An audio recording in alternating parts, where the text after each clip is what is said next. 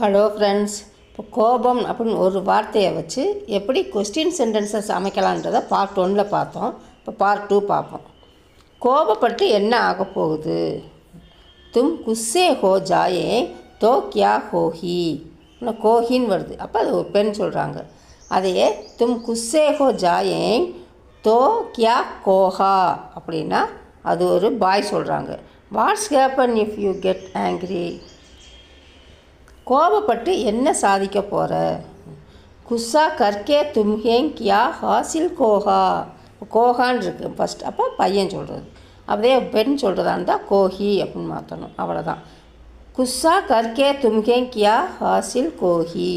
What are you going to achieve by being angry? உன் கோபத்திற்கு என்ன காரணம்? தும்ஹேங் குஸ்ஸா கா காரன் கியா ஹை? What is the reason for your angry? இதே ஃபுல் வீடியோ வேணும்னா லிங்க்கை செக் பண்ணி பாருங்கள் ஃப்ரெண்ட்ஸ். பாய்.